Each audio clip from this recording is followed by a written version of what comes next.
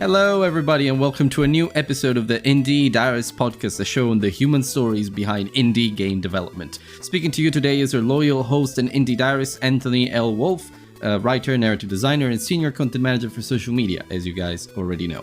And I have a very special announcement to make. Last week, my Patreon and Ko-fi pages went live officially. So that means, yes, you heard it right, that you can now support the show in even more ways, because now there's, of course, the Discord community, there's Twitter, which just recently reached the milestone of 1,000 followers in just 6 months. I think that's incredibly impressive, and it proves that you guys really care about this project. So it pushes me to do even better. But at the same time, as you can imagine, doing even better also means that a lot of things I just can't do without the additional support from you guys, just because I'm just a single man, and my resources are somewhat limited. So if you do really care about the Indie Diarist, and if you do want to support all the amazing indie game developers that come on this show, please head over to ko-fi.com or patreon.com/theindiediarist, and you will be able to leave a donation or subscribe to one of the tiers that I've designed for you. There are currently 4 different tiers to choose from, and they offer anything from preview access to episodes, or the opportunity to take part in the Indie Diarist yourself, and also behind the scenes content, a lot of stuff. So I recommend you check it out. And also, for the first month, to celebrate the launch of the Patreon, I'm running a special 50% off discount on all tiers, so you can subscribe from as little as 1.25 per month. And you can find all of these links, including links to Discord, Twitter, and a lot of the other ways that you can support the podcast at theindiediarist.com if you want just one simple landing page where you can find everything. So please feel free to head over to Patreon and or Ko-fi, leave a donation, subscribe to a tier, anything that you can do, anything that works for you, because it already means so much, even just receiving one small pound from you guys, or dollar, depending on where you are. So yeah, without further ado, let's dive head straight into this episode, which is with Kevin Wu, the founder of Little Bear Studios.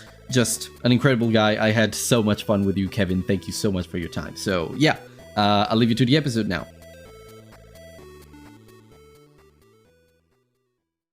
Alright, hello everybody, and welcome to a new episode of the Indie Diarist podcast. This is Anthony L. Wolf, your loyal Indie Diarist, writer, narrative designer, and social media content manager. And with me today is another amazing guest from the indie game development community, and his name is Kevin. He reached out specifically via Twitter and the little system that I have in place for collecting interested people who would like to be part of the show. And of course, because I like to host anybody on this podcast, I was more than happy to have him join me today. But I'll hand it over to you, Kevin. Please tell us more about yourself and who you are, what you do, and where you're based. Definitely, and I'm super glad to be one of the anybody's. I gotta say, it's incredible what you're doing here. So like Mr. Wolf said, my name's Kevin. I am currently located in New Jersey, in the United States. New to the area a bit, but so far loving the suburban life. During the day, I work as a product manager in tech, and in the evenings, I try my best to be a indie dev. It's something I have grown very passionate about. I actually very fortunate to work in tech. COVID sort of made me work from home, and then I had some free time, and I was like, let's see what this is about. And haven't looked back since. Really enjoy making games, and I hope to keep making some more. Yeah, well, that's real passion from you, which I love. It's amazing. I can tell. So being a product manager by day and an indie dev by night, that must be interesting in and of itself. But before we get into some more personal questions for you, I like to open these episodes, as you probably know, with a little icebreaker. So what's one game you think everyone should play at least once? Yeah.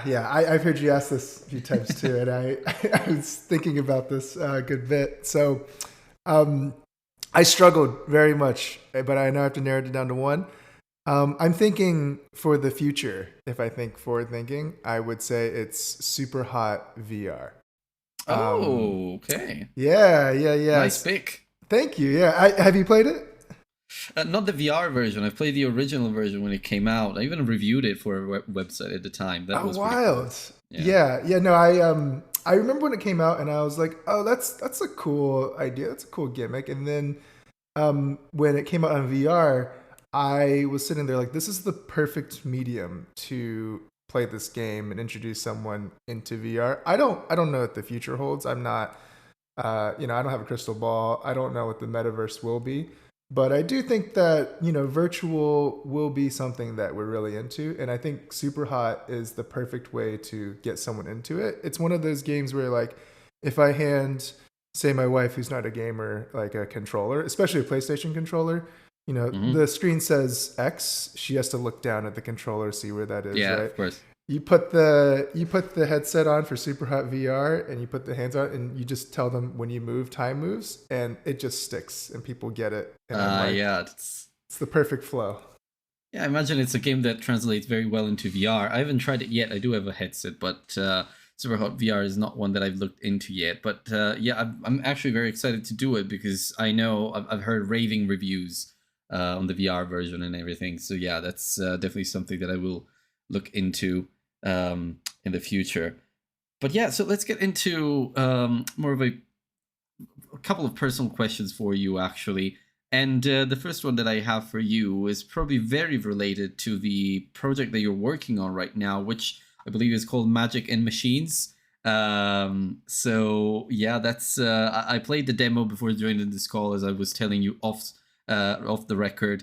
And yeah, I can tell that there's a lot of love in there, a lot of passion, and it comes probably from all the games that you played growing up. So which games do you remember playing growing up, and do you think they had an influence on your work? Yeah, 100%. And I really appreciate you checking out the demo.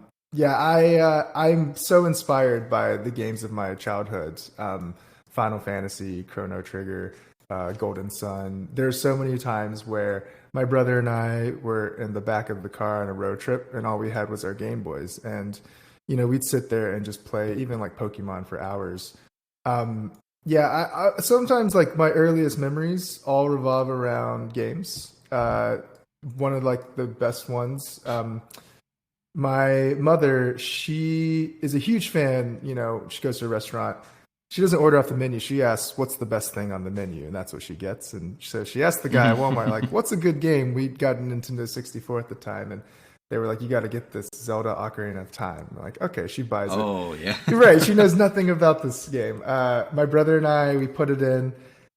We, for the first month, thought it was the worst game we had ever played.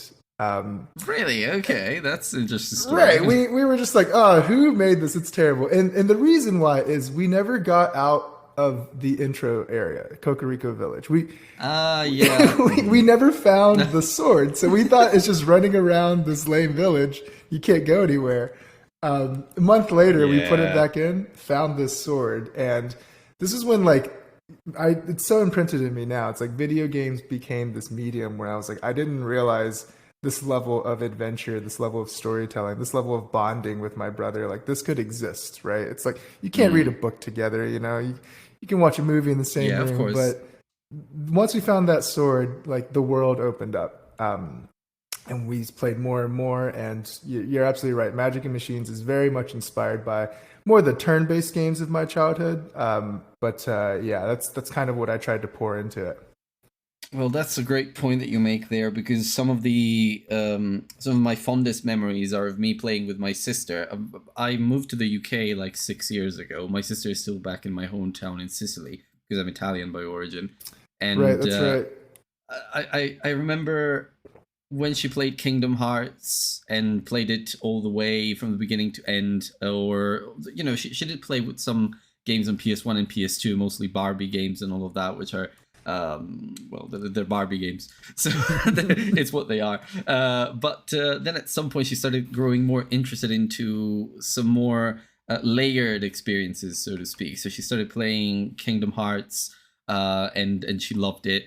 And Kingdom Hearts 2 as well. She started playing it. I don't think she ever finished it. But then she looked into Uncharted, looked into The Last of Us. And some of my fondest memories are from when I convinced her to play To the Moon, which is another indie game that you may know. Yeah, there you go. Yes. I Great see you game. nodding. The audience won't see you nodding, but yeah, I do see you nodding. And yeah, we played To the Moon together after I had already played it. And to this day, that's still one of the best experiences that I've had with my sister, I connected love it. through games. And our shared interest for stories. So yeah, but yeah, great point there. I think stories, games are special in the way they bring people together through their being immersive. So you can really share an experience in a way that a book or film doesn't allow you to, even though you can still do that. But it's a totally Right. different experience, and I think I agree with you there. Yeah, yeah, absolutely. So my brother, he lives in China, and there was one point when they had like another shutdown, and he happened to get separated from his family, and it ended up being like, I was like, man, you're stuck in an apartment by yourself. Um, you have no one to talk to. And so what did we do? We decided to just play games together, we pick a Nice. time, Mm, and it took me back again, right? yeah. It's one of those things where I didn't realize how much I enjoyed this medium. Hmm. I think I always knew, but then when I started to get into development, I'm like, I can feel myself being like, yes, like these are the reasons why I am making games, and I'm hoping that like I don't expect to become like filthy rich. We all dream it, right? But Yeah, of it's course. like, Yeah. yeah. But I'm hoping a few people out there will be like, wow, like that was a great experience. Yeah. So you're thinking about trying to create great experiences for people, and I can see some of that already in the demo of Magic and Machines, but we'll get there. I'm curious about one thing now. So you said you were a product manager by day, That's right. and then a game developer by night. When did you realize you wanted to become a developer first? And when did you realize that you wanted to start making games too? Because I think those, of course, are two different realizations, I suppose, two different epiphanies. Even. Yeah. Yeah. Yeah. No. Great question. Yeah. So people always say you should do something you love. Hmm. And this is one of those things that I've heard throughout my life. And it never sunk in. I was like, oh yeah, that sounds obvious, but I actually never did that. I've been in product for like, maybe about a decade now. And I had worked in all these industries that I wasn't passionate about. Hmm.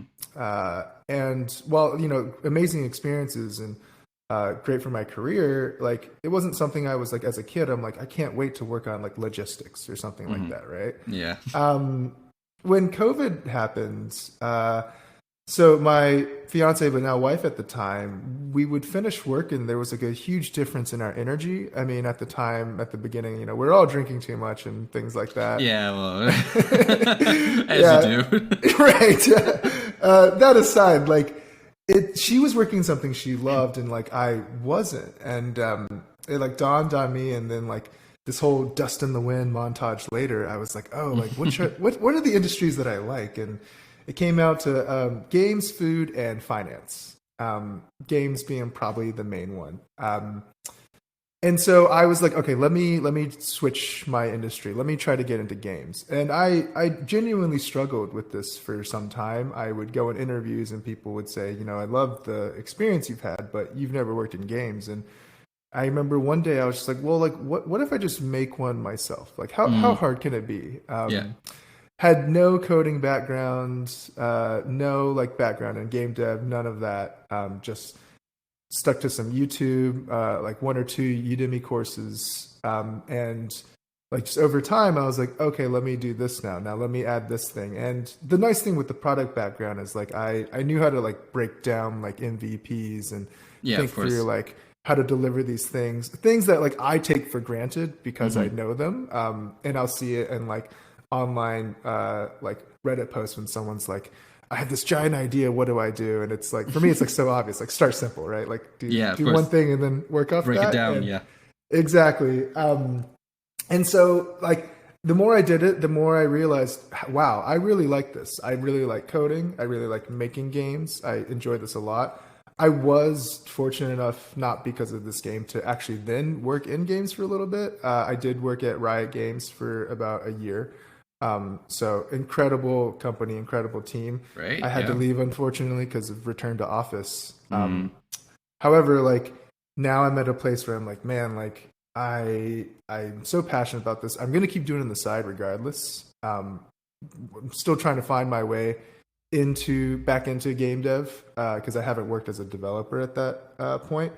But yeah, that's kind of how I got into it. It was just like a late realization. I need to work in something I love, and then guess what? When I tried it out, it was actually a lot of fun and something that I truly want to keep doing. Yeah, I think you made a few interesting points there, because there's all the thing about doing something that you love, and just finding your own way and all of that. And it's great that you ended up working for Riot Games for a little bit, even though then at some point you had to leave because of the return to work policies and whatnot. But yeah, I can tell that there was that passion pushing you at some point to just do something that you really wanted to do.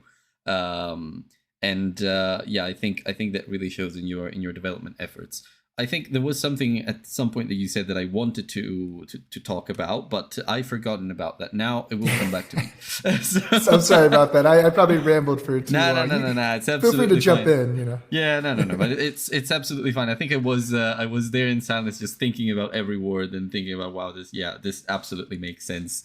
It's great to see there. Oh yeah, that's one thing that I wanted to just jump in about. It's the MVP and all of that, and taking things for granted. I think once you work, and I see that working in marketing as a social media guy, once you are in the industry, you absorb everything that the industry and the practice and being a practitioner teaches you. But then from an outside perspective, and from people who are absolutely no idea of what this industry is, then everything that to you seems absolutely simple and common sense, it really isn't. It's something that maybe you have developed over time with experience, but then other people would have absolutely no idea where to start with that.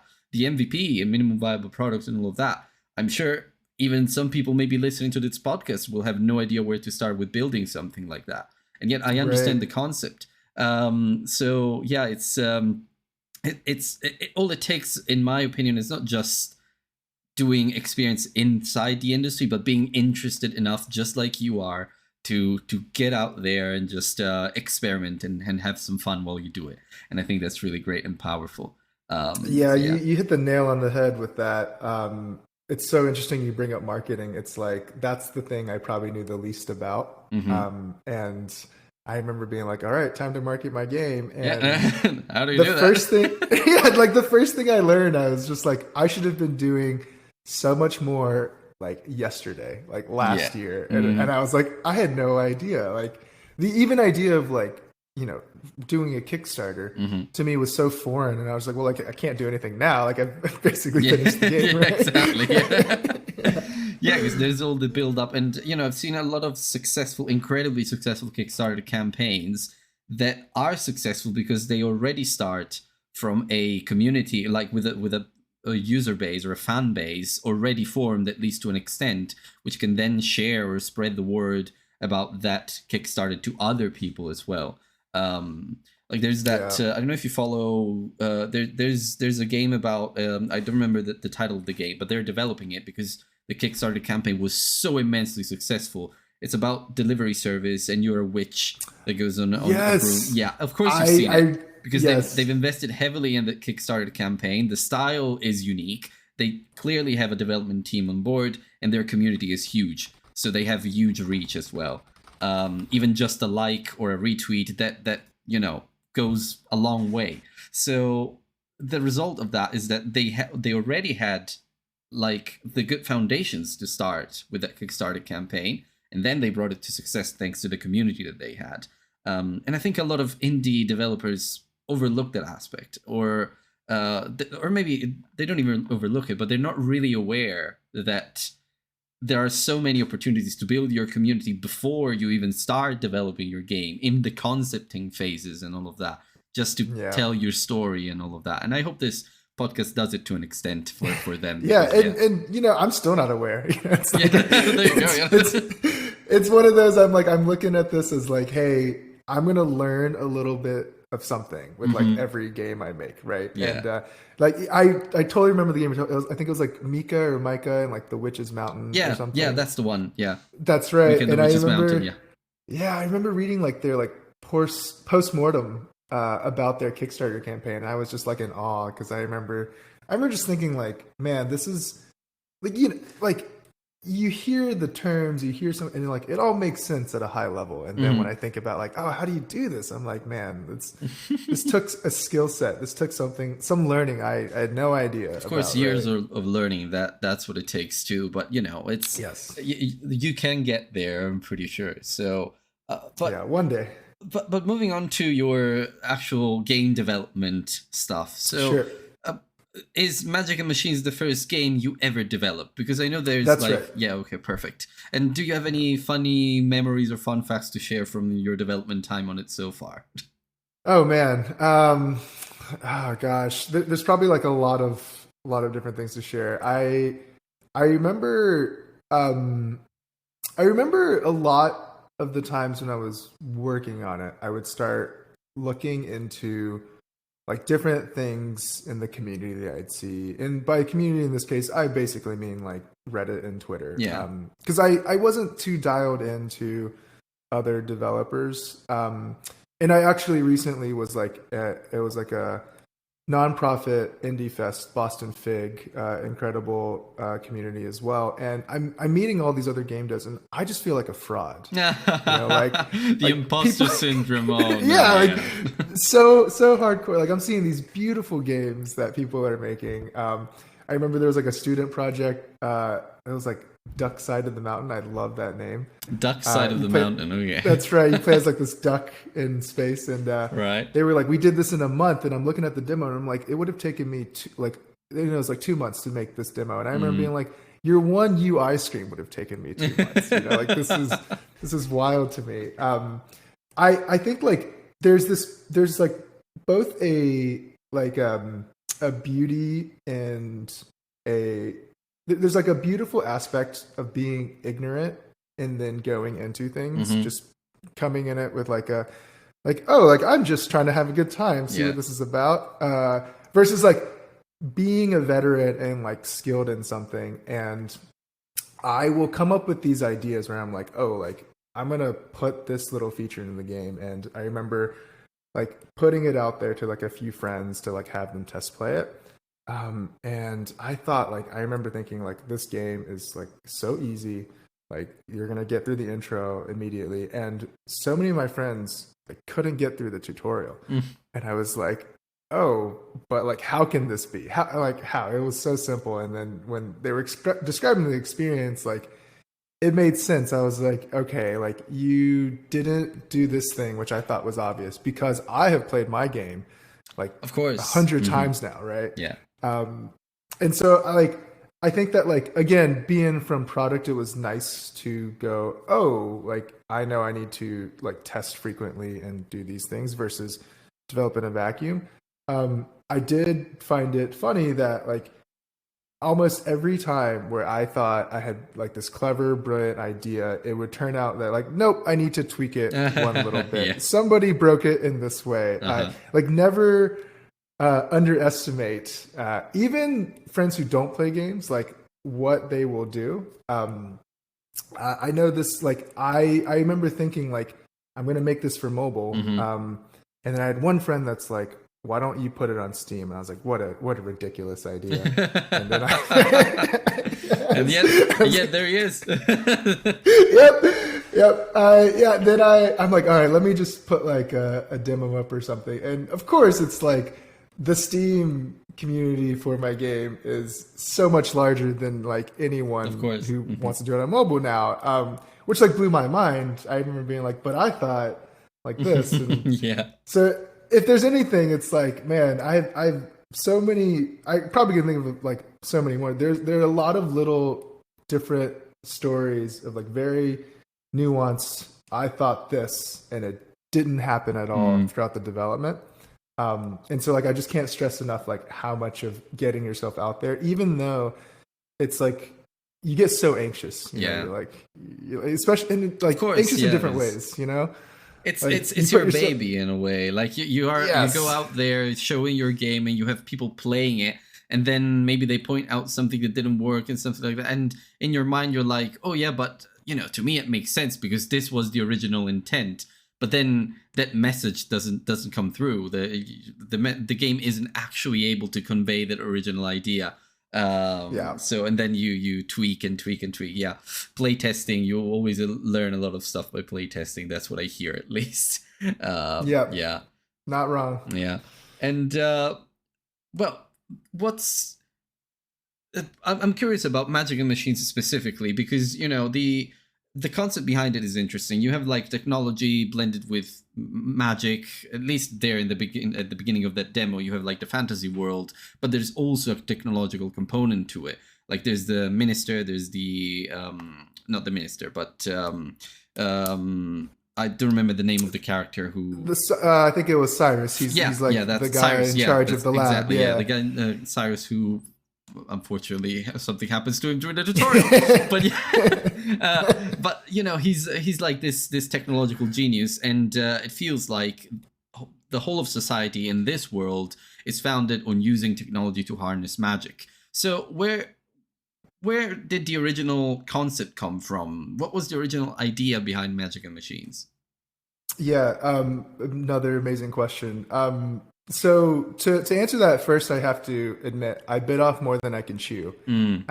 I had this grand, like high level story idea. Right. Personally, I think I'm very bad at like writing dialogue and actually figuring out like the small details. But I from a big picture, I had like this grand story idea where I was trying to take like almost like a Disney or like Nintendo approach of like world creation where I was going to have this fantasy world where, like you said, there's this one smart guy figuring out these machines, and like at the very end, you beat some baddie, but some machine gets triggered. It like causes some sort of fracture in the space-time continuum. Throw quantum in there a few times, mumbo jumbo, right? And then a spaceship like appears, and then you end the game being introduced to like there's another like multiverse or dimension where it's actually just technological people like us, no magical abilities. Oh, right, okay. And now the worlds collide. Right, I was like, I was thinking through like this, like I wanted to like give you like dangle the carrot, but then sort of hit you with this huge curveball at the end. Bit off way more than I can chew. It's definitely one of those I hope to do this in the future kind of thing. I had to, throughout the development, I had to dial back more and more and more because I'm so new. I'm like not an artist. I don't know how to play music.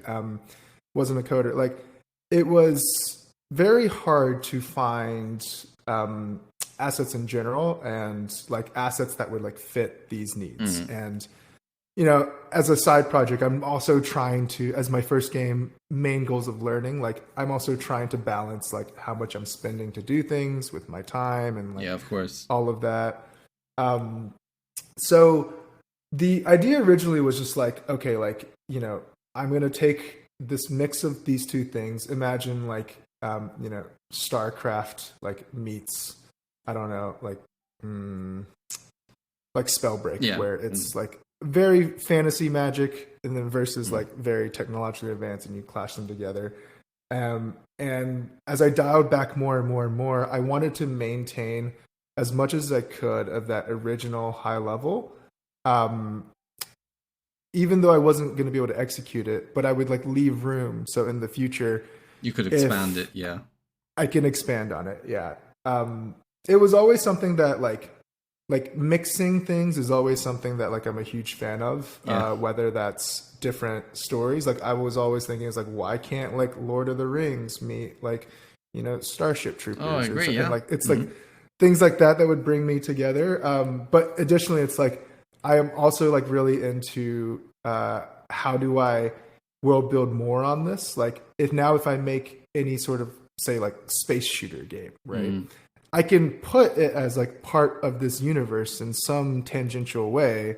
Let's say I make like some sort of racing game where like the elements are more like fantastical. It's like, well, like I can put this as part of this universe as well.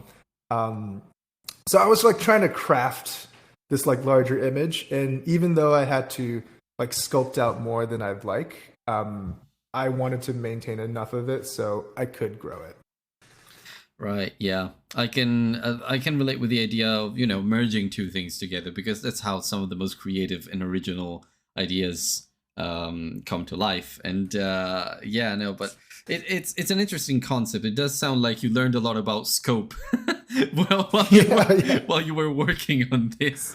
But yeah, yes. But yeah, no, but it's a cool idea. The fact that you blend sci-fi with classical fantasy and all of that. Pretty sure there will be something out there that's tried to do something similar. But of course, you're bringing your own interest into it. You bring your own passion. You bring your own way of doing this. There's another aspect to developing games that I've heard and I've seen over time, which is every time you complete a game and you move on to something else, you do things marginally better and incrementally better. So like if you were to do Magic and Machines from the start now, you would probably do it much faster and in a much more efficient way than you've done it the first time around, which is why you can see people coding games in a month, and people who at the beginning would take would spend 2 months just working out the UI path.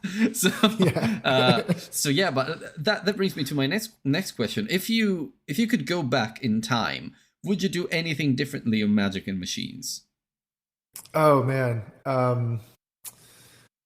So I think like for Magic and Machines, I wouldn't change a thing, because I can't learn what I've learned, you know, without having been there, without like doing it with my hands. It's like the difference between like, you know, the painting of an apple versus like touching an apple, right. Feeling the apple, like biting the, like conceptually you can tell me what an apple is, but if I don't get in there, it's like I won't know the experience of that.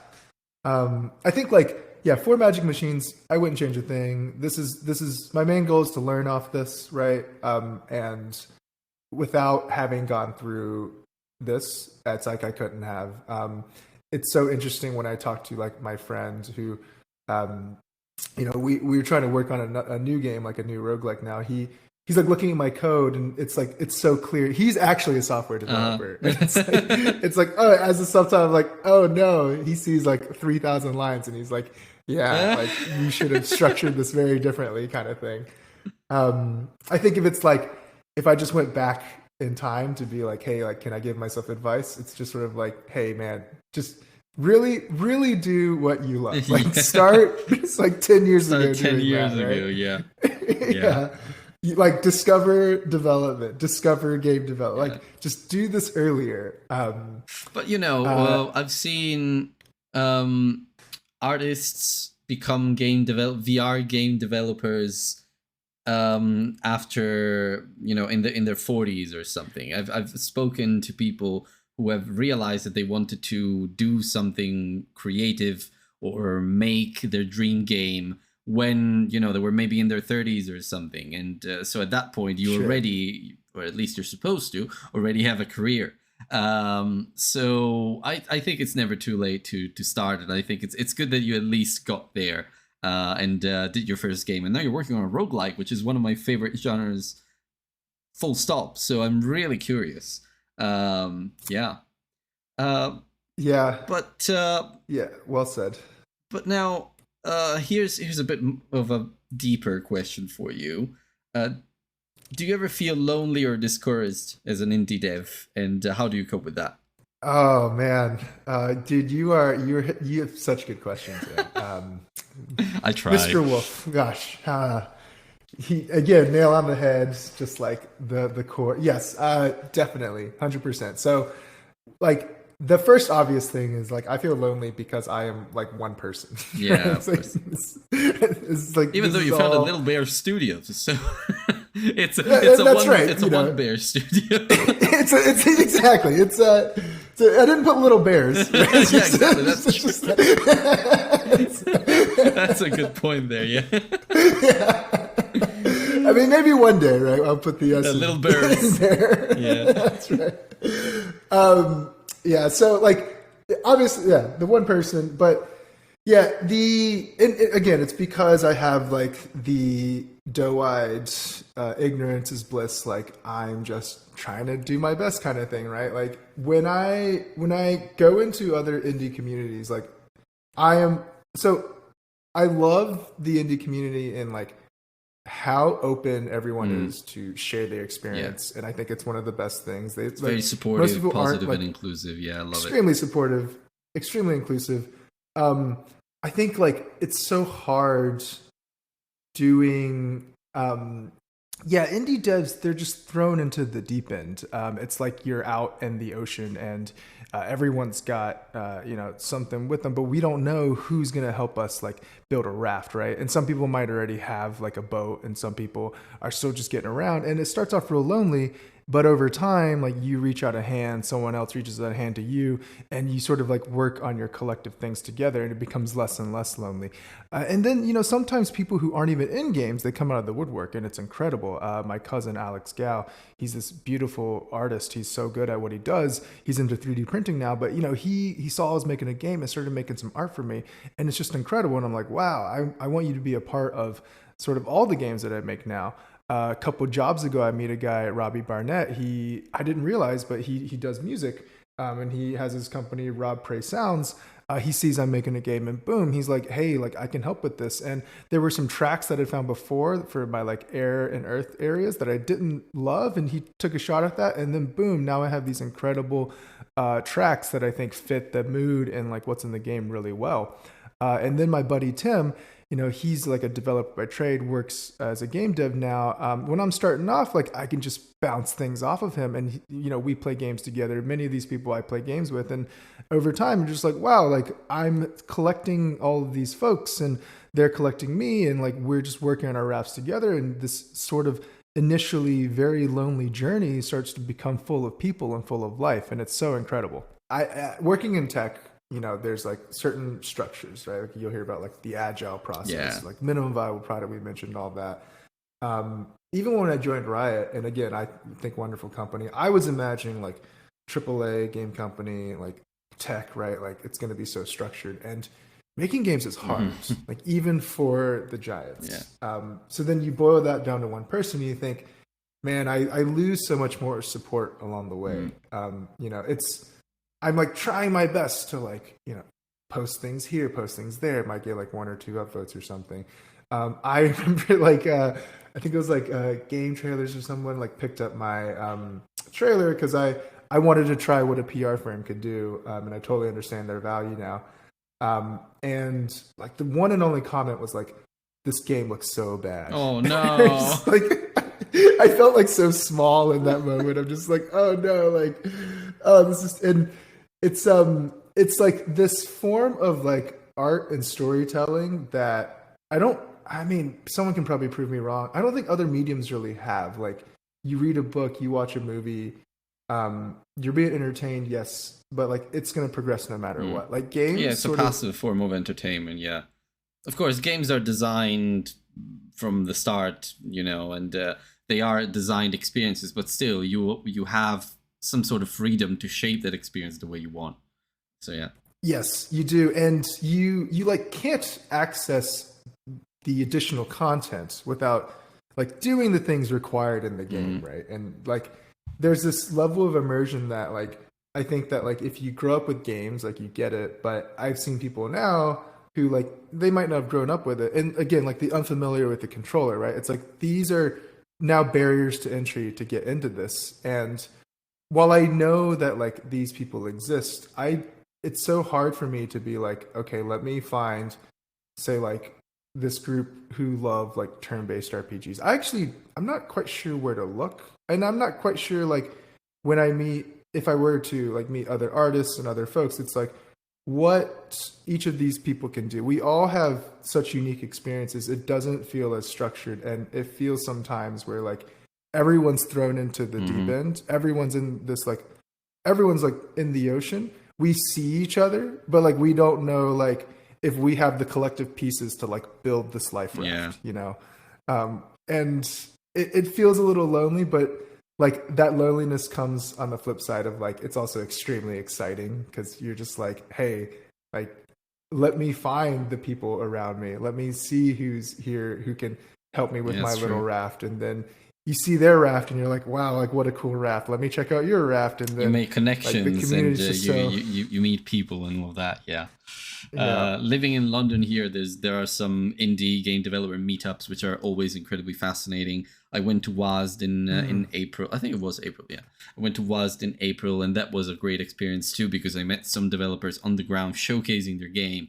All those Oh, that's so so cool. cool with their booths and all of that. There's the EGX coming up in October, I think. There's another WAS coming up in September, and I'm planning to go to all of them because meeting the actual developers on the on the show floor, showcasing their games and connecting with people in the community who are playing their games and they're so excited to try them out. It's just amazing. And also, of course, developers themselves in those contexts, they also make connections and friendships because maybe the person on the booth next to you is also showcasing their game that they worked on for the past 5 years or so.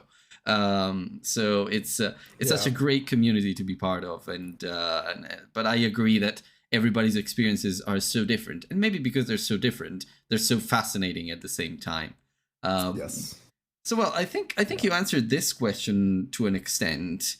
This next question to an extent, because we talked about Magic and Machines and what you would have done differently. But imagine writing a letter to yourself, but 10 years younger. What would you say?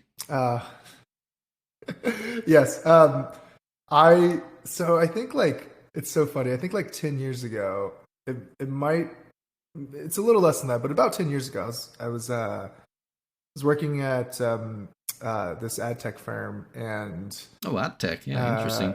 I was working on the product side, and I remember seeing some code, and like it fascinated me, and I like played around a little bit. And the CTO at the time was like, "Hey, Kevin, do you want to maybe try software development? You seem to have a knack for it. You seem to have an interest. Like I could, we could bring you on as like an intern or junior." And I remember just being like, I'm never gonna do that. I'm happy doing this thing here. What are you talking about? I'm not doing that. Oh my god! If I could go back in time, I wouldn't write a letter. I would just, like open palm, like slap myself across the face. It's like, pick that up right now. Now you go back and say yes right away. Yeah, that's right. That's right. Like. If I go back, that it's like I tell myself two things, actually maybe three. I'd be like, okay, like one, like you need to get into development. Two, you need to get into game development, and then three, like Bitcoin will hit 60,000. So like, take advantage of these three points of data. Yeah, exactly. Yeah. So, well, I have. We're almost at the end now. It's been such an amazing chat, but I have one last fun question for you, or I hope it will be fun. If you had a limited budget and time, what game would you create? Oh man, I guess. Okay, another wonderful question.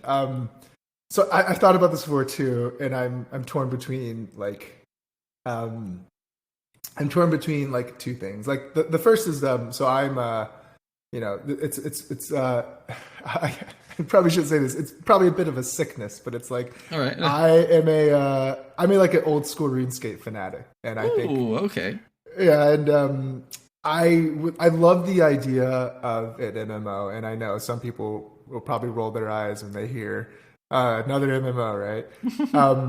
But like when I talked about like that world building, I was thinking about one of my early inspirations. Like if I could do anything, was like I would love to create some form of MMO within my sort of Magic and Machines world, where you've got the mix of fantasy and sci-fi.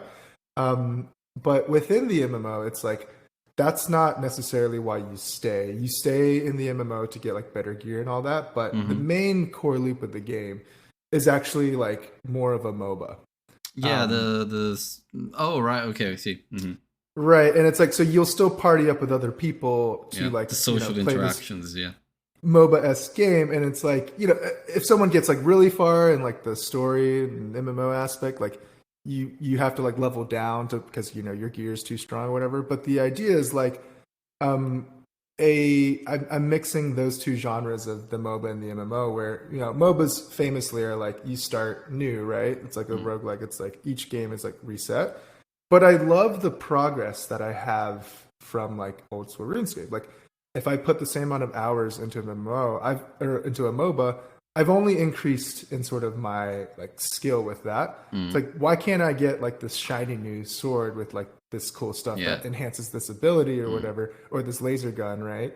And then other people can get the same thing. I would just be fighting at that level, but then if I level down, if I had different, and like I want to bring this to life, but I think before I do, I need to do the world building first. Yeah. So it's like the unlimited budget for me. I'd be like, okay, first we have to pump out, and I mean that like not in a like rushed way, but like we would need to put out a lot of games that sort of build this world. Yeah.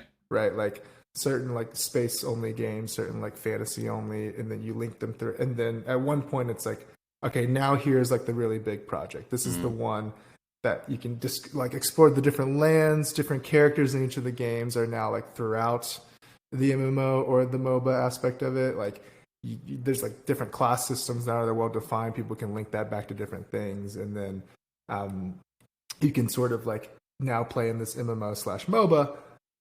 And the most like, even with this world, the most important piece is like for each game, because I have a limited time and budget, like I have to be learning that new thing to see how I get there.